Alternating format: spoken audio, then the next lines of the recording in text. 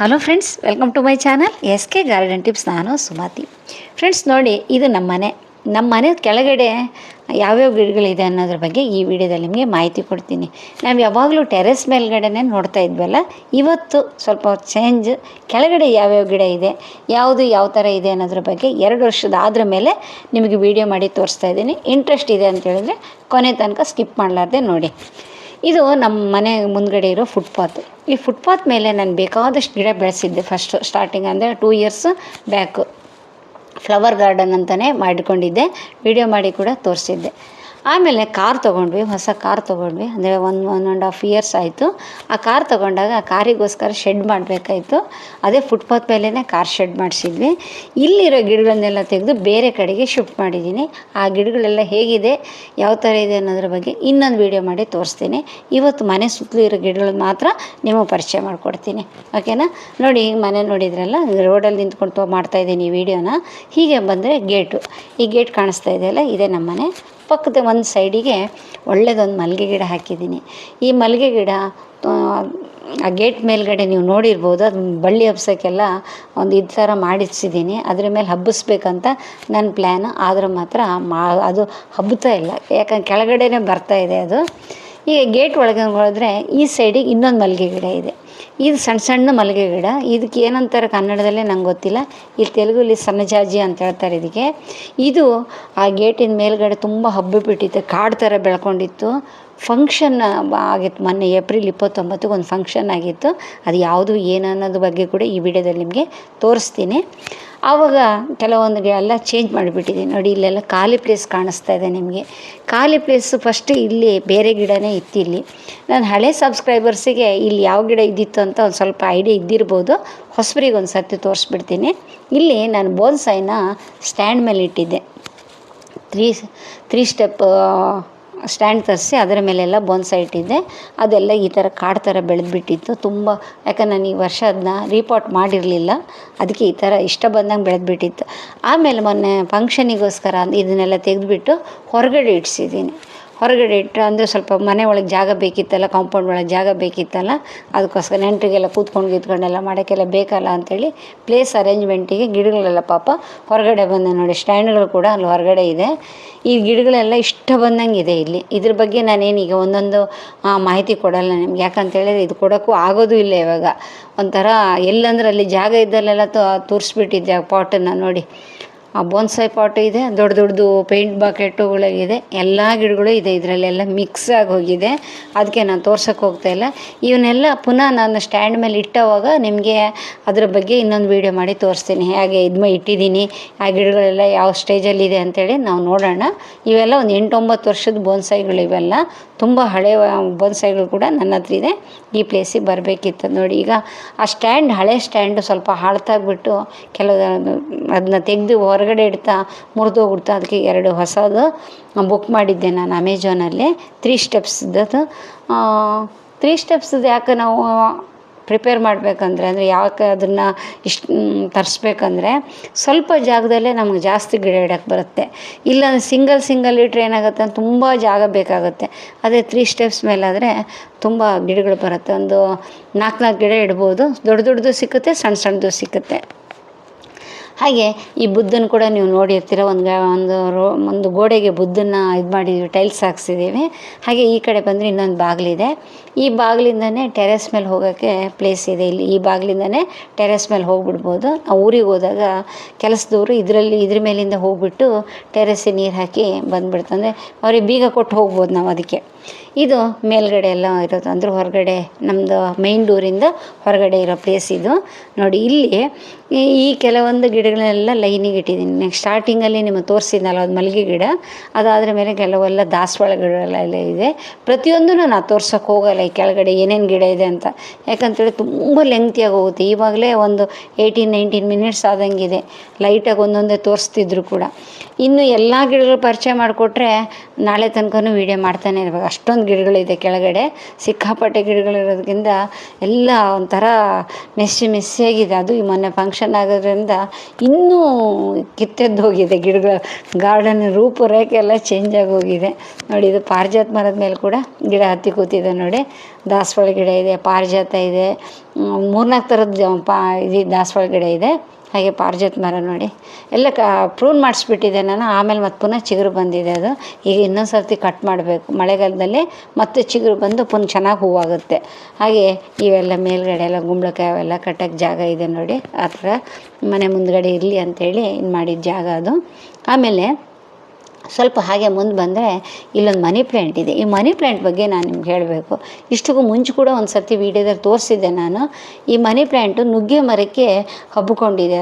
ಅದರಿಂದ ದೊಡ್ಡ ಎಲೆ ಬರ್ತಾಯಿತ್ತು. ಎಷ್ಟೆಷ್ಟು ದೊಡ್ಡದು ಎಲೆ ಅಂದರೆ ಒಬ್ಬರು ಆರಾಮಾಗಿ ಕೂತ್ಕೊಂಡು ಊಟ ಮಾಡ್ಬೋದು, ಅಷ್ಟಷ್ಟು ದೊಡ್ಡ ಎಲೆ ಬಂದಿತ್ತು. ಒಂದು ಸರ್ತಿ ಎಲ್ಲ ಪ್ರೂನ್ ಮಾಡಿಸ್ಬಿಟ್ಟಿದ್ದೀನಿ. ಹಾಗೆ ಸ್ವಲ್ಪ ಮುಂದೆ ಬಂದರೆ ನೋಡಿ, ಇಲ್ಲೊಂದು ಸ್ಟ್ಯಾಂಡ್ ಹಾಕ್ಸಿದ್ದೀನಿ. ಅಂದರೆ ಕಾಂಪೌಂಡ್ ವಾಲಿಗೆ ಸ್ಟ್ಯಾಂಡ್ ಹಾಕ್ಸ್ಬಿಟ್ಟು ಇಲ್ಲಿ ಸಣ್ಣ ಗಿಡ ಎಲ್ಲ ಇಟ್ಟಿದ್ದೀನಿ. ಇವಾಗ ಸಾಯಂಕಾಲ ಆಗ್ತಾಯಿದೆ, ಒಂದು 4 o'clock ಆ ಥರ ವೀಡಿಯೋ ತೆಗೆದಿದ್ದು ನೋಡಿ. ಯಾವ ಥರ ಬಿಸಿಲು ಬರ್ತಾಯಿದೆ ನೋಡಿ. ಇಷ್ಟೇ ಬಿಸಿಲು, ಇದಕ್ಕೆ ಡೈರೆಕ್ಟಾಗಿ ಏನು ಬಿಸಿಲು ಬರೋಲ್ಲ. ಬೇಸಿಗೆಯಲ್ಲಿ ಮಾತ್ರ ಸ್ವಲ್ಪ ಬಿಸಿಲು ಬರುತ್ತೆ ಅಷ್ಟೇ. ಇನ್ನು ಮಳೆಗಾಲ ಚಳಿಗಾಲದಲ್ಲಿ ಇಲ್ಲೇನು ಬಿಸಿಲು ಬರೋಲ್ಲ. ಸೆಮಿ ಶೇಡಲ್ಲಿ ಬೆಳೆಯುವಂಥ ಗಿಡಗಳು ಇಲ್ಲಿ ಬೆಳೆಸ್ಕೊಳ್ಬೋದು. ಈ ಕೆಳಗಡೆ ನಿಮ್ಗೆ ರಂಗೋಲಿ ಕಾಣಿಸುತ್ತಲ್ಲ, ಇದೆಲ್ಲ 2 ವರ್ಷ ಮುಂಚೆ ಹಾಕಿದ ರಂಗೋಲಿ. ಈ ಸರ್ತಿ ಏನು ನಾನು ಕಾಂಪೌಂಡ್ ವಾಲಿ ಬಣ್ಣ ಹಾಕಲಿಲ್ಲ, ಕೆಳಗಡೆ ಮಾತ್ರ ಹಾಕಿದ್ದೀವಿ ಅಷ್ಟೇ.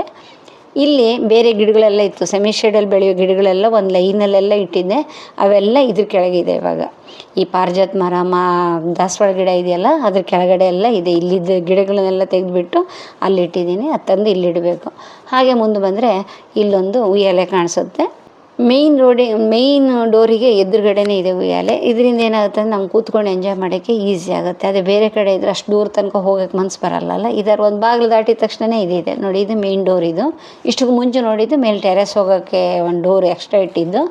ಹಾಗೆ ಈ ಸೈಡಿಗೆ ಬಂದರೆ ಇಲ್ಲೆಲ್ಲ ಕೆಲವೆಲ್ಲ ಮನಿ ಪ್ಲ್ಯಾಂಟ್ ಮೇಲ್ಗಡೆ ಒಂದು ಪೈಪಿಗೆ ಕಲರ್ ಹಾಕಿ ಪೈಪನ್ನು ಗೋಡೆ ಹೊಡೆಸಿ ಅಲ್ಲಿ ಮನಿ ಪ್ಲ್ಯಾಂಟ್ ಇಟ್ಟಿದ್ದೀನಿ. ಕೆಳಗಡೆ ನಮ್ಗೆ ಆರ್ಕಿಡ್ಸ್ ಎಲ್ಲ ತೂಗು ಹಾಕಿದ್ದೀನಿ. ಆರ್ಕಿಡ್ಸಿಗೆ ಸೆಮಿ ಶೇಡ್ ಇರಬೇಕು ಯಾವಾಗಲೂ. ಆ ಗಿಡಗಳಿಗೆ ಮಣ್ಣು ಬೇಕಾಗಲ್ಲ. ಈ ನಮ್ಮ ಕೋಕೋನಟ್ ಹಸ್ಕು ಅಂದರೆ ಕೊಬ್ಬರಿ, ತೆಂಗಿನ ನಾರು ಇರುತ್ತಲ್ಲ, ತೆಂಗಿನ ನಾರು, ಹಾಗೆ ಇದ್ಲು, ಇಂಥದ್ರೊಳಗೆ ಬೆಳೆಸ್ಬೇಕು ಅದನ್ನು. ಅದಕ್ಕೆ ಮಣ್ಣು ಬೇಕಾಗಲ್ಲ. ಮಣ್ಣಲ್ಲಿ ನೆಡೋಕ್ಕಂಥ ಗಿಡ ಅಲ್ಲ ಅದು. ಯಾವುದಾದ್ರು ಮರ ಇದ್ದರೆ ಆ ಮರದ ಸೈಡಿಗೆ ತೂಗು ಹಾಕಿ ತುಂಬ ಚೆನ್ನಾಗಿರುತ್ತೆ. ಸೆಮಿ ಶೇಡಲ್ಲಿದ್ದರೆ. ನಾನು ಸಣ್ಣ ಗಿಡ ತರಿಸಿದ್ದೆ. ಈಗ ತುಂಬ ದೊಡ್ಡದಾಗಿದೆ, ಜಾಸ್ತಿ ಹೂವು ಆಗ್ತಿದೆ. ವರ್ಷಕ್ಕೆ ಒಂದು 2-3 ಸರ್ತಿ ಹೂವು ಆಗ್ತಾ ಇರುತ್ತೆ.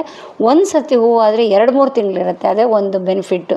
ಈ ಬೇಸಿಗೆಯಲ್ಲಿ ಹೂವು ಆಯ್ತು ಅಂದ್ಕೊಳ್ಳಿ, ಈ ಬಿಸಿಲಿಗೆ ಸ್ವಲ್ಪ ಈ ಸೆಕೆಗೆ ಬೇಗ ಇದಾಗುತ್ತೆ. ಇಲ್ಲಾಂದರೆ 2-3 ತಿಂಗಳು ಫ್ರೆಶ್ ಆಗಿರುತ್ತೆ ಆರ್ಕಿಡ್. ಈ ಪೈಪಿಗೆ 2 ಪೈಪಿನ ತುಂಡನ್ನು ನಾನು ಕಲರ್ ಹಾಕಿ ಗಿಡ ನೆಟ್ಟಿದ್ದೆ. ಒಂದು ನೋಡಿದ್ರಲ್ಲ ಎಷ್ಟು ಮುಂಚೆ ಮನಿ ಪ್ಲ್ಯಾಂಟ್ ಇದ್ದು, ಇದು ಮಾತ್ರ ಕಲರೆಲ್ಲ ಹೋಗಿದೆ.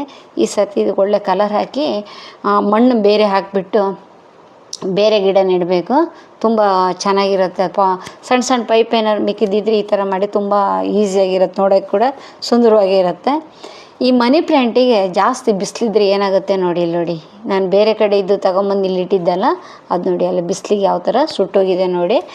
ಅರ್ಜೆಂಟಾಗಿ ಅದನ್ನ ಬೇರೆ ಕಡೆ ಇಡಬೇಕು. ಅದನ್ನ ಇದೊಂದು ಗಿಡ ನೋಡಿ, ಊದಕ್ಕೆ ಹೋಗ್ತದೆ ಲಂಬು ಥರ. ಇದನ್ನು ಮಳೆ ಬಂದ ತಕ್ಷಣ ಪ್ರೂನ್ ಮಾಡಿಬಿಟ್ಟು ಆ ಕಟ್ಟಿಂಗನ್ನು ಬೇರೆ ಕಡೆ ನೆಟ್ಕೊತೀನಿ. ಇಲ್ಲಿ ಬುಷ್ಯಾಗಿ ಬರುತ್ತೆ, ತುಂಬ ಚೆನ್ನಾಗಿರುತ್ತೆ. ಈ ಗಿಡ ನೋಡೋಕ್ಕೆ ತುಂಬ ಚೆಂದ ಇರುತ್ತೆ. ಒಂಥರ ಅದು ಹೆಸರಂತ ಗೊತ್ತಿಲ್ಲ ನನಗೆ. ಈ ಹೆಸರುಗಳೆಲ್ಲ ನನಗೆ ಕನ್ಫ್ಯೂಸ್ ಆಗ್ತಾನೆ ಇರುತ್ತೆ. ಈ ಗಿಡಗಳು ಕೆಲವೊಂದು ಗಿಡಗಳದ ಹೆಸರು ಮಾತ್ರ ನೆನಪಿರುತ್ತೆ, ಬಿಟ್ಟರೆ ಸುಮಾರೆಲ್ಲ ಮಾತ್ರ ಮರ್ತೋಗ್ಬಿಟ್ಟಿರುತ್ತೆ. ಹಾಗೆ ಈ ಸೈಡಿಗೆ ಬಂದರೆ ಇಲ್ಲಿ ಇನ್ನೊಂದು ಸ್ಟ್ಯಾಂಡ್ ಇದೆ, ಪಿಲ್ಲರ್ ಈ ಸೈಡಿಗೆ. ಇಲ್ಲಿ ಇನ್ನೊಂದಷ್ಟು ಗಿಡಗಳೆಲ್ಲ ಇದೆ. ಸ್ಟ್ಯಾಂಡ್ ಮಾಡಿಸ್ಕೊಂಡ್ರೆ ಏನಾಗುತ್ತೆ ಅಂದರೆ ನಮ್ಮ ಗಿಡಕ್ಕೆ ತುಂಬ ಅನುಕೂಲ ಆಗಿರುತ್ತೆ. ಈ ಕಾಂಪೌಂಡ್ ವಾಲಿಗೆ ಸ್ಟ್ಯಾಂಡ್ ಹಾಕೋದ್ರಿಂದ ನೋಡಿ. ಇದು ಬಾಟ್ಲಿ ಯಾವಾಗಲೋ ಮಾಡಿದ್ದಿದ್ದು ಬಾಟ್ಲಿ ಕಲರ್ ಹಾಕಿ ಒಂದು ಪೈಪಿಗೆ ಇದು ಮಾಡಿ ಇಟ್ಟಿದ್ದೀನಿ. ಇಲ್ಲೂ ಕೆಲವೆಲ್ಲ ಗಿಡಗಳೆಲ್ಲ ಇದೆ. ಇಲ್ಲಿ ಈ ಸೈಡಿಗೆ ತುಂಬ ಜಾಸ್ತಿ ಬಿಸಿಲು ಬರುತ್ತೆ. ಅಂದರೆ ಜಾಸ್ತಿ ಬಿಸಿಲು ಅಂದರೆ ಒಂದು 4-5 ಗಂಟೆ ಬಿಸಿಲಿರುತ್ತೆ. ನಾವು ಯಾವ ಗಿಡ ಬೇಕಾದ್ರೂ ಬೆಳೆಸ್ಕೊಳ್ಳೋಷ್ಟು ಅನುಕೂಲ ಇರುತ್ತೆ. ಕೆಳಗಡೆ ನಾನು ತರಕಾರಿ ಬೆಳೆಸೋಕೆ ಹೋಗಲ್ಲ. ಯಾಕಂತ ಕೆಳಗಡೆ ತರಕಾರಿ ಬೆಳೆಸ್ಕೊಂಡ್ರೆ ಈ ಮಂಗಗಳು ಬಿಡೋಲ್ಲ. ಮೇಲ್ಗಡೆ ಮಾತ್ರ ತರಕಾರಿ ಇರುತ್ತೆ, ಕೆಳಗಡೆ ಎಲ್ಲ ಬರೀ ಹೂವಿನ ಗಿಡ ಇಂಥದ್ದೇ ಇರುತ್ತೆ.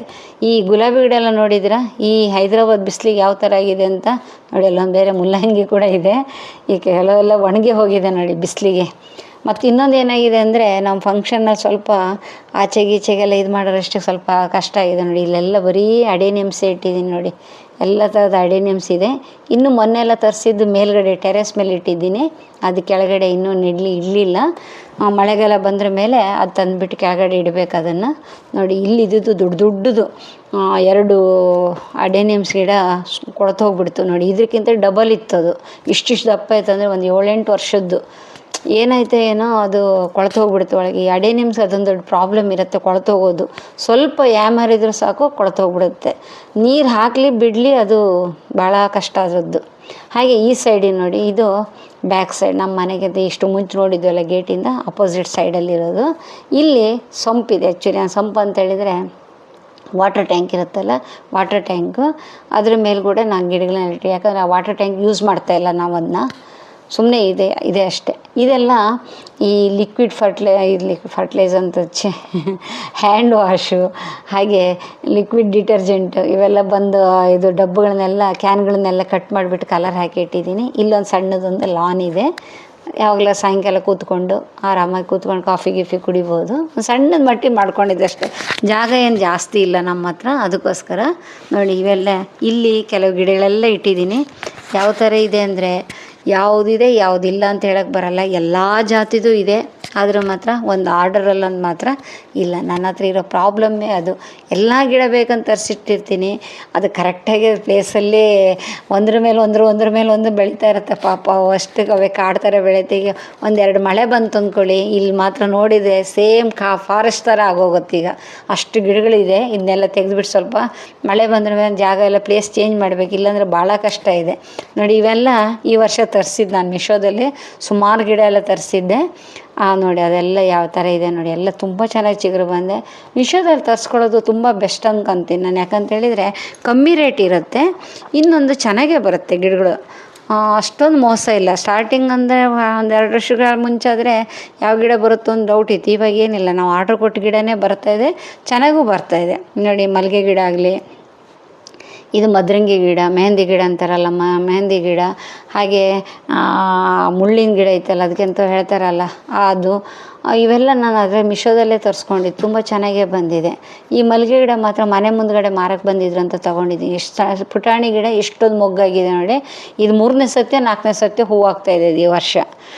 ಅದನ್ನ ಹೂವು ಆದ್ರ ಮೇಲೆ ಒಂದು ಸತಿ ಹೂವು ಆದ್ರ ಮೇಲೆ ತೆಗೆದುಬಿಟ್ಟು ಸ್ವಲ್ಪ ಗೊಬ್ಬರ ಎಲ್ಲ ಹಾಕಿ ಸಾಕು, ಮತ್ತು ಪುನಃ ಚಿಗುರು ಬಂದು ಹೂವಾಗುತ್ತೆ ನೋಡಿ.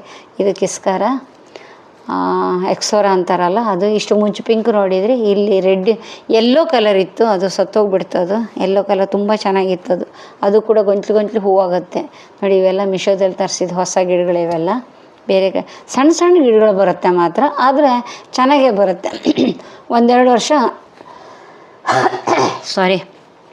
ಇದು ಖರ್ಜೂರ ಯಾವಾಗಲೂ ತಿಂದು ಹಾಕಿದ್ದು, ಅದರಷ್ಟು ಬಂದು ನೋಡಿ. ಇದು ಒಂದು ದಾಸವಾಳ ಗಿಡ. ಇಷ್ಟು ಮುಂಚೆ ಕೂಡ ಒಂದು ದಾಸವಾಳ ಗಿಡ ನೋಡಿದರೆ ಕಟ್ಟಿಂಗ್ ಮಾಡಿದಾಗ ಒಳ್ಳೆ ಜಾತಿದು ಕಾಣಿಸಿದ್ರೆ ನಾನು ತೆಗೆದು ನೆಟ್ಟಿರ್ತೀನಿ. ಒಂದು 10 ಗಿಡ ನೆಟ್ಟರೆ ಒಂದು 5 ಗಿಡನಾದ್ರು ಚಿಗುರು ಬರುತ್ತೆ. ಅವ ನಮಗೇನಾಗುತ್ತೆ, ಫ್ರೆಂಡ್ಸಿಗೆ ಯಾರಿಗಾರು ಕೊಡೋಕ್ಕೂ ಆಗುತ್ತೆ, ಇಲ್ಲಾಂದ್ರೆ ನಾವು ಬೇರೆ ಕಡೆ ನೆಡೋಕ್ಕೂ ಆಗುತ್ತೆ ನೋಡಿ. ಅದು ಮಾವಿನ ಮರ, ಈ ಕಡೆ ನಮ್ಮದು ನುಗ್ಗೆ ಮರ ಇದೆ.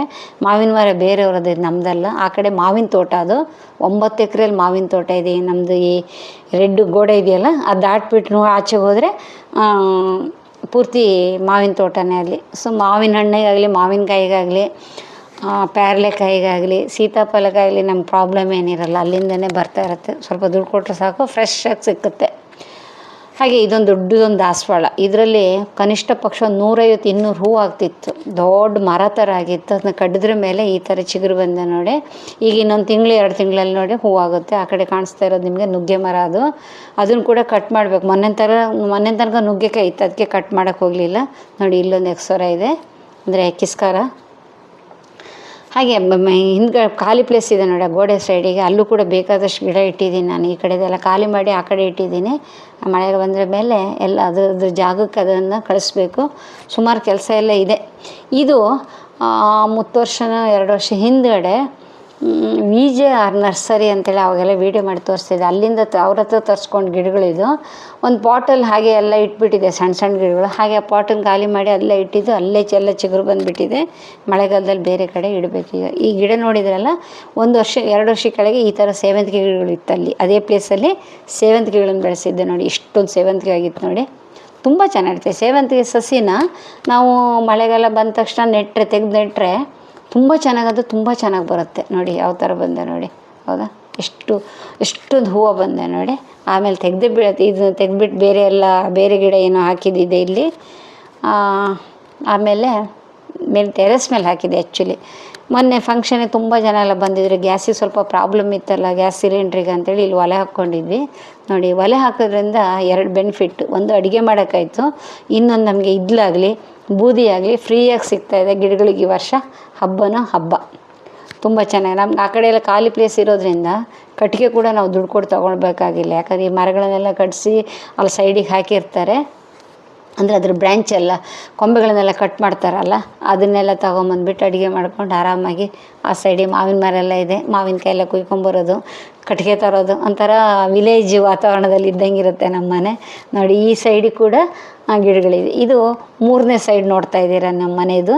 ಇಷ್ಟಕ್ಕೆ ಮುಂಚೆ ಸೇವಂತಿಗೆ ಗಿಡ ತೋರಿಸಿದ್ನಲ್ಲ, ಅದು 3ನೇ ಸೈಡ, 1 2 3ನೇ ಸೈಡು ನೋಡಿ. ಇಲ್ಲೊಂದು ದೊಡ್ಡದೊಂದು ಕಣಗಿಲೆ ಮರನೇ ಆಗಿದೆ. ಇದು ಸಣ್ಣದೊಂದು ಸಸಿ ನೆಟ್ಟಿದ್ದೆ ಇಲ್ಲಿ. ಇನ್ನೂ ಪ್ಲಾಸ್ಟಿಕ್ ಕವರ್ ಹಾಗೆ ಇರಬೇಕೇನೋ, ಬುಡದಲ್ಲಿ ಪ್ಲಾಸ್ಟಿಕ್ ಕವರ್ ಒಳಗೆ ಇಟ್ಟಿದ್ದು ಹಾಗೆ ಇದೆ ನೋಡಿ. ಎಷ್ಟು ಚೆನ್ನಾಗಿ ಹೂವಾಗಿದೆ ನೋಡಿ, ವೈಟ್ ಕಲರ್ ಡಬಲ್ ಪೆಟಲ್ಸ್, ತುಂಬ ಚೆಂದ ಇದೆ ಅಲ್ಲಿ ನೋಡೋಕ್ಕೆ. ಯಾವಾಗಲೂ ಹೂವು ಆಗ್ತಾಯಿರುತ್ತೆ, 365 ದಿವಸ ಹೂವು ಆಗ್ತಾಯಿರುತ್ತೆ. ಹಾಗೆ ಇದು ಬಿಳಿ ಮುತ್ತು ಮಲ್ಲಿಗೆ. ಈ ಪಿಂಕ್ ಮುತ್ತು ಮಲ್ಲಿಗೆ ಮೇಲ್ಗಡೆ ಟೆರೆಸ್ ಮೇಲಿದೆ. ತುಂಬ ಜನ ಕೇಳಿದರು ಪಿಂಕ್ ಮುತ್ತು ಮಲ್ಲಿಗೆ ಬೇಕಂತ. ಮಳೆ ಬಂದ್ರ ಮೇಲೆ ನಾನು ಕಟಿಂಗ್ ತೆಗೆದು ನೆಟ್ಟದು ಬೇರೆ ಬಂದ್ರ ಮೇಲೆ ಸೇಲ್ ಮಾಡೋಕ್ಕೆ ಟ್ರೈ ಮಾಡ್ತೀನಿ. ಇನ್ನೊಂದು ಯಾವುದಾದ್ರು ವೀಡಿಯೋದೆಲ್ಲ ರೆಡಿ ಆದ್ರ ಮೇಲೆ ನಿಮ್ಗೆ ವೀಡಿಯೋ ಮಾಡಿ ತೋರಿಸ್ತೀನಿ, ಓಕೆನಾ. ಸರಿ ನೋಡಿ, ಇದು ಇನ್ನೊಂದು ಸೈಡಲ್ಲಿ ನೋಡ್ತಾ ಇದ್ದೀರಲ್ಲ ಎಲ್ಲ ಗಿಡಗಳನ್ನೆಲ್ಲ. ನಾನು ಎಲ್ಲ ಗಿಡಗಳ ಬಗ್ಗೆ ಹೇಳ್ತಾ ಇಲ್ಲ. ಇಲ್ಲಿ ಕೆಲವೊಂದು ಕಂಬಗಳು ನೋಡ್ತಾ ಇದ್ದೀರ ನೀವು. ಈ ಕಂಬಗಳು ಏನು ಅಂತ ನಿಮಗೆ ಆಶ್ಚರ್ಯ ಆಗಿರ್ಬೋದು, ಇಷ್ಟೆಲ್ಲ ಯಾಕೆ ಇಟ್ಕೊಂಡಿದ್ದಾರೆ ಅಂತ. ಏಪ್ರಿಲ್ 29ಗೆ ನಮ್ಮ ಮನೆ ಮುಂದ್ಗಡೆ ಚಪ್ರ ಹಾಕಿದ್ವಿ ನೋಡಿ. ಈ ಥರ ಚಪ್ರ, ಇದು ಚಪ್ರ ಹಾಕಿ ಒಂದು 6-7 ದಿವಸದ ಮೇಲಿಂದ ಬಿಡಿದು. ನಮ್ಮ ಮೊಮ್ಮಗಂದು ಹಾಗೆ ನಮ್ಮ ಮೈದನ ಮಗಂದು ಉಪನಯನ ಮಾಡಿದ್ವಿ ಇಲ್ಲೇ ಮನೆಯ ಪಕ್ಕದಲ್ಲೇ. ಅವರಿಬ್ಬರದ್ದೇ ಇದು. ಅದು ಆವಾಗ ಹಾಕಿ ಚಪ್ರದ್ದು, ಅದು ಅವ್ನು ತಗೊಂಡು ಹೋಗಲಿಲ್ಲ, ಅದೇ ಕಟ್ಟಿಗೆಗಳವು. ನನಗೆ ಗಿಡ ಬೆಳೆಸೋಕ್ಕಾಗುತ್ತೆ ಅಂತ ಹಾಗೆ ಸ್ಟೋರ್ ಮಾಡಿದ್ದೀನಿ ನೋಡಿ. ಲೈಟು ನಮ್ಮ ಮನೆಗೆ ಹೇಗೆ ಕಾಣಿಸ್ತಿದೆ, ಇಷ್ಟ ಆಯಿತಾ? ಇಷ್ಟ ಆದರೆ ಕಾಮೆಂಟಲ್ಲಿ ಹೇಳಿ ಆಯಿತಾ, ಹೇಗೆ ಕಾಣಿಸ್ತಿದೆ ಅಂಥೇಳಿ. ಹಾಗೆ ಮುಂದೆ ಬಂದರೆ ಇಲ್ಲಿ ಇನ್ನೊಂದು ನುಗ್ಗೆ ಮರ ಇದೆ. 3 ಸೈಡಿಗೂ 3 ನುಗ್ಗೆ ಮರ ಇದೆ. ಆ ಕಡೆ ಉಯ್ಯಾಲೆ ಸೈಡಲ್ಲಿ 1 ನುಗ್ಗೆ ಮರ ನೋಡಿದರೆ, ಬ್ಯಾಕ್ ಸೈಡಲ್ಲಿ 1 ನುಗ್ಗೆ ಮರ ಇದೆ, ಇಲ್ಲೊಂದು ನುಗ್ಗೆ ಮರ ಇದೆ. ನುಗ್ಗೆಕಾಯಿ ಯಾವಾಗಲೂ ಆಗ್ತಾ ಇರುತ್ತೆ. ಇದು ಏನಂತಾರೆ ಅದಕ್ಕೆ, ಮಂದಾರ ಹೂವು ಅಂತಾರಲ್ಲ ಅದು ನೋಡಿ. ಇದು ನುಗ್ಗೆ ಮರ 2 ಸರ್ತಿ ಕಟ್ಸಿದ್ದೆ, ಆದರೂ ಕೂಡ ಚಿಗುರು ಬಂದು ಮತ್ತು ಪುನಃ ಹೂವು ಆಗ್ತಾನೇ ಇದೆ, ಬೆಳಿತಾನೇ ಇದೆ ಅದು. ಇರಲಿ, ನುಗ್ಗೆ ಸೊಪ್ಪಾರು ಫ್ರೀಯಾಗಿ ಸಿಕ್ಕುತ್ತಲ್ಲ ನಮಗೆ. ನುಗ್ಗೆ ಸೊಪ್ಪು ಕೂಡ ತಿಂದರೂ ಒಳ್ಳೇದಂತ ಹೇಳ್ತಾರಲ್ಲ ಡಾಕ್ಟ್ರು ನೋಡಿ. ಈ ಹೂವಿನ ಹೆಸರು ಅಂತ ನಂಗೆ ಗೊತ್ತಿಲ್ಲ, ಗೊತ್ತಿದ್ದವ್ರು ಹೇಳಿ ನೋಡಿ. ಈ ಸೈಡು ಕೂಡ ಕೆಲವು ಗಿಡಗಳಿದೆ, ತೋರಿಸ್ಲಿಲ್ಲ ನಾನು. ಮುಂದ್ಗಡೆ ನಮ್ಮ ಕಾರ್ ಶೆಡ್ ಅದು ನೋಡಿ, ಅದು ರೋಡು.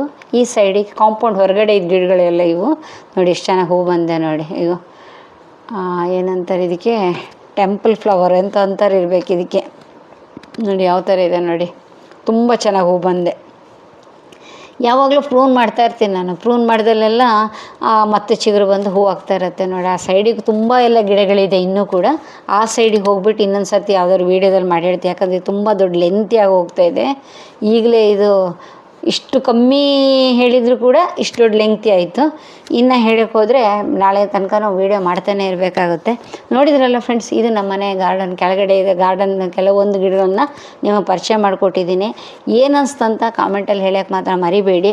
ಹಾಗೆ ನಿಮಗೆ ವೀಡಿಯೋ ಇಷ್ಟ ಆದರೆ ಲೈಕ್ ಕೊಡಿ, ಯಾರಿಗಾದರೂ ಬೇಕು ಅನಿಸಿದರೆ ಶೇರ್ ಮಾಡಿ. ಮತ್ತೇನೋ ನಿಮಗೆ ಅನುಮಾನ, ಡೌಟ್ಸ್ ಏನಾದ್ರು ಇದ್ದರೆ ಕಾಮೆಂಟಲ್ಲಿ ಕೇಳಿ, ನಾನು ಆನ್ಸರ್ ಮಾಡ್ತೀನಿ. ನೆಕ್ಸ್ಟ್ ಒಳ್ಳೆ ವೀಡಿಯೋದಲ್ಲಿ ಬರ್ತೀನಿ ಫ್ರೆಂಡ್ಸ್. ಅಲ್ಲಿ ತನಕ ಟೇಕ್ ಕೇರ್, ಬಾಯ್.